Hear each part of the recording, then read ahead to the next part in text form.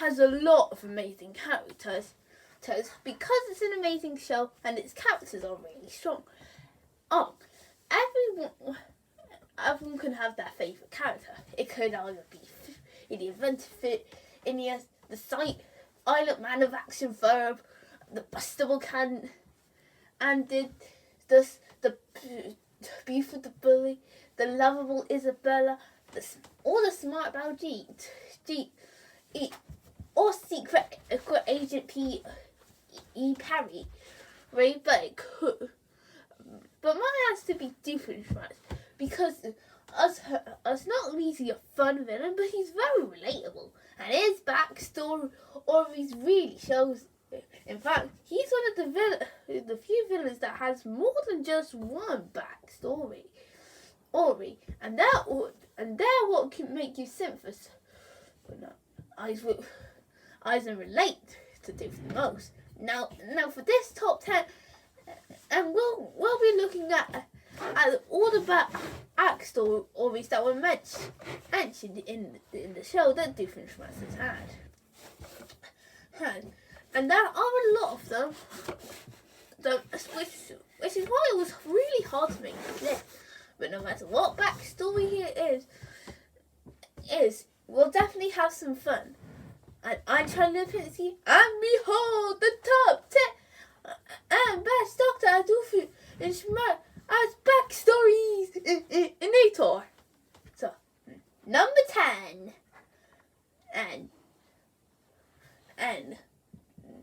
the Chronicles of Meath. And yes, I'll just be naming the episode of where the backstory came from. So, the Chronicles of Meath already has a really good episode planned, and of the team going into space. Ace. So, so what does Doofinshmertz have for a backstory? Actually, a really tragic one, and about how his best friend being a balloon, literally named Balloony, who is as his best friend of all time. And one day when he was guarding his golden from London, which I'll get into in a minute, Balloony starts to fly away. But as long as Heinz can't move, so he wasn't able to save Balloony. This is a really tragic backstory. I'm sure also how Doof does have an imagination. I like the idea of an imagination. We can all imagine any object to be our best friend. I could imagine this pillow to be my best friend called Pillowy. Yeah, that's the best I could come up with. No matter his foot and was a balloon or not. It was that definitely a tragic friend that Doofinshmertz lost. Us. Number 9, Make Play. Now this one could have ended up as a good one for Doof. It could have been it didn't have been a tragic backstory, and it started off like it wouldn't be as tragic. As he reveals that he won a soft toy from the carnival. Well, after all the tries he had and managed to get it from the claw machine. I don't know about you, but I'd be glad if I finally got something out of the claw machine. Those things are hard. He went to give it to his mum, who then immediately gave it to Roger after that. And that's where it becomes a tragic backstory, as Doofinshmertz watches Roger put his name on the bear, and then also put his name on their mother. But this is more like a fun, untragic than a sad tragedy. But it does show, how it could actually be a really good, tragic habit. And your parents care about more of your siblings than you. Which gives it's a bit of relatability. Doofinshmertz definitely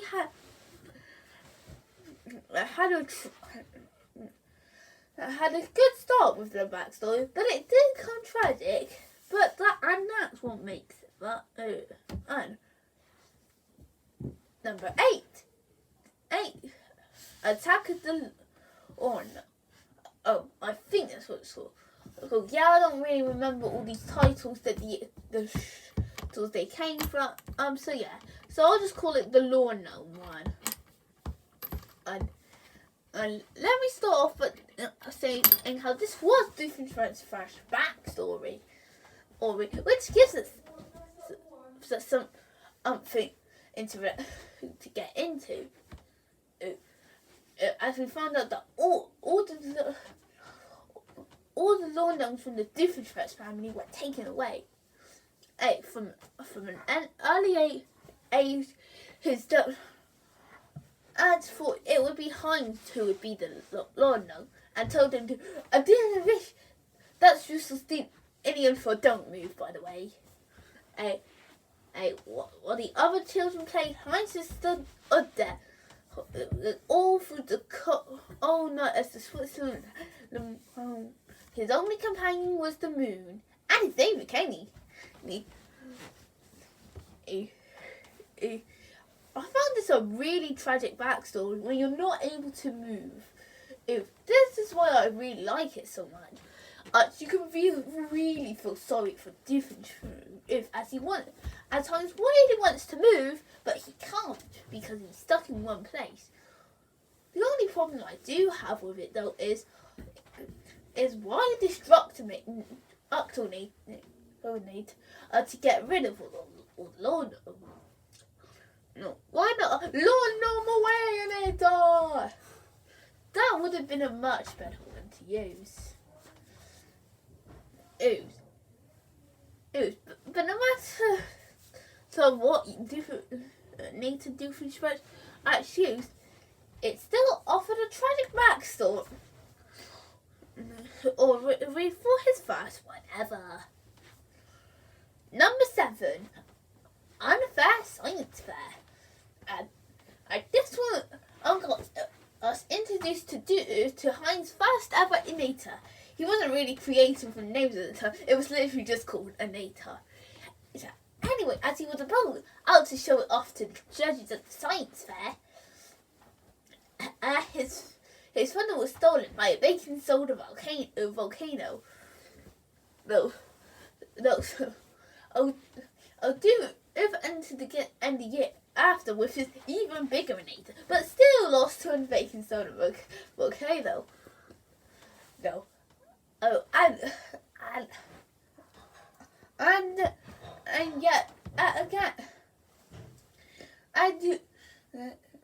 if it's decided to go into art, and then somehow he still lost to a baking soda volcano. No, that's unlucky for you, Doofinshmertz. You had so many chances, and yet you fail on them miserably.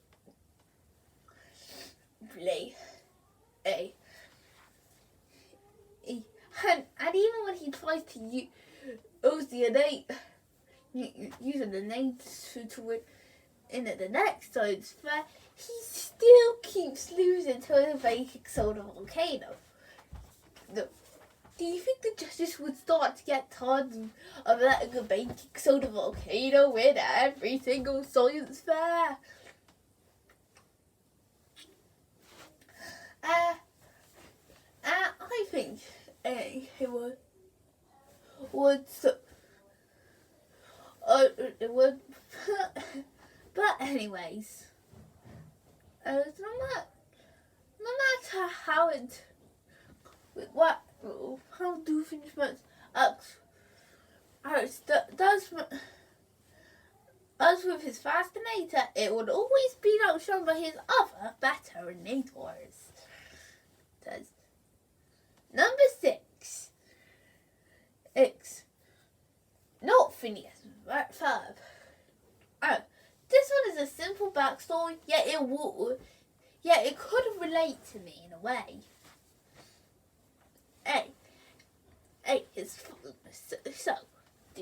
Heinz's father got him a train set, but didn't let Heinz play with it. And as you know, for how much I love trains, and that would really be tragic for me because I would do nothing but to play with the trains. It's a really simple backstory, yet it really works. When your parents won't let you play with your own toy, or you make it just for them. Really weird. But I do like how it and how do you feel that's it also said on you that all the models does not count the train and weren't really that good. Anyway. So it's no surprise why he would have wanted to replace them. So a little weird, but I think that was really like this is why it is on the lower part of the list. That's not in the top 5, but then again, this one relates to me. It's a simple backstory, but then again, I can have the simplest backstories to work. And speaking of simple backstories, number 5, the Pan of the Plane. This one is one of Doofinshmertz's most shortest backstories ever. But when he was a kid, his mum wouldn't let him play in the pool, in public pools, and that's it. Why it's so hard on the list is because it's so simple and so fun, and it's tragic because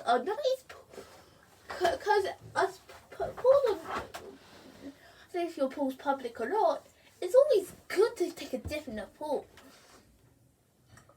I always love going for a lovely little swim in my swimming pool.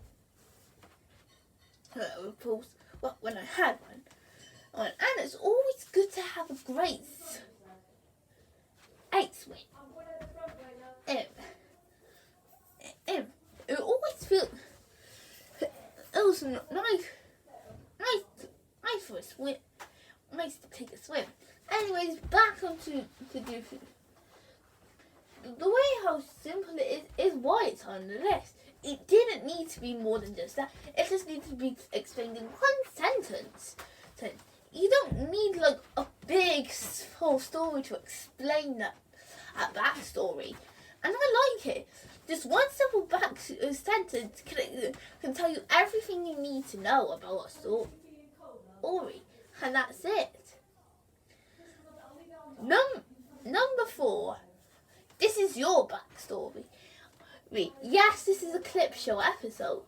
I'm going through all of Doofinshmertz's different backstories that were released each at the time. However, yet while it is just a clip show episode, it did introduce us to an original backstory for Doofinshmertz. Alright, a pretty original. You know what? I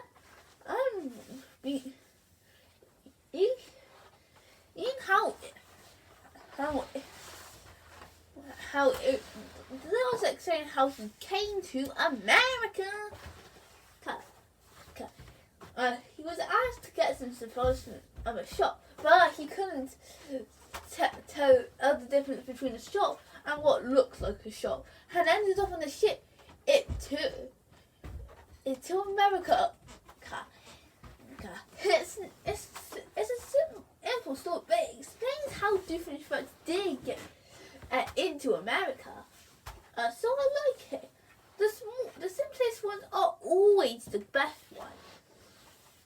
While Doofinshmertz does make it complicated, it really does show how he went from Jerusalem to America and how he arrived in the tri-state area. It's hard to do that when you can't see the entire tri-state area. So, I like this. Paul, yes, but the way Doofinshmertz goes on about it makes it really creative. And seeing as this does come from a clip show episode, that really is saying something. Number 3, Happy New Year. Now I know what you're going to say. Season 4 barely had any Doofinshmertz backstories. And while that is true, there is one backstory or the Doofinshmertz has had, and it is in the 4th episode. So, that be it. Happy New Year. Yeah.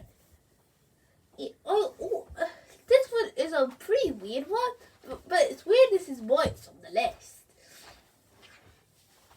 Yes. So, Doofinshmertz, as he hears about these New Year's resolutions, but back in Jerusalem, you weren't able to change anything, anywhere, and you weren't able to change your clothes, or like even change the TV. But it's weird because if you did the same TV channel for months, that would be a bit boring. Right? And let's be honest, if you stay in the same clothes all the time, it would just get old. Oh, it's funny how Steve finds these things so illegal. Go. So, yes. Season 4 definitely didn't have as much backstories as the previous 3 seasons. But does that mean they didn't have one? Well, no, because they still managed to have a pretty good one. Simple, strong and simple. Oh, like that.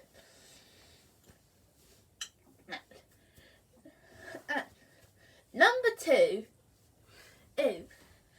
Thaddeus and 4. What's better than a simple backstory? A backstory in song form. Or performed by Love Handle. This one was really close to being my number 1 pick for backstory. It was. Because everything that this backstory does show, is really well held up. And instead of Doofinshmertz explaining the backstory, he decides to, instead of talk about it, he sings about it. Of how he was never good at a kickball like his brother, for Raja. Yeah, yes, his goody to shoot brother. And how his mom was always related to kickball. But it makes it better when Love Handle enters the scene to finish the song for Doofinshmertz. As soon as you go, ladies and gentlemen, Love Handle! That makes the backstory even better. The way it's told is actually really well done. Not just by the tragedy of how he couldn't win his mother's love because he wasn't good at a game, but how he tells it, not by just talking about it, but by singing about it. It really is good. Not to mention how Couldn't Keep His Way Into Her Heart. Is a really good song. Definitely in my top 10 favourite Phineas and Ferb songs. Simple for Doofinshmertz. And not as, but musical wise, it was Doofinshmertz's tragic backstory musical extravaganza. And the number 1 best as Dr. Doofinshmertz as tragic backstory comes from the episode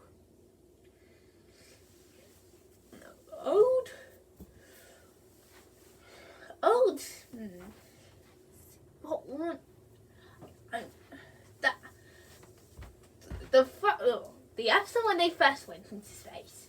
Yeah, I can't really remember the name of that one. And now, yes, this seems like a weird place, but it is tragic because Doofinshmertz has had many tries to get love. He tried. But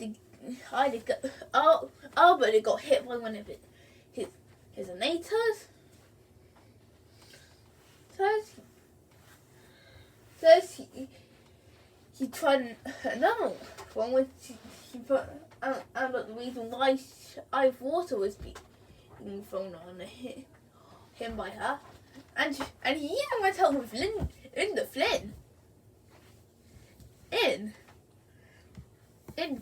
Fletcher, who actually gives him the idea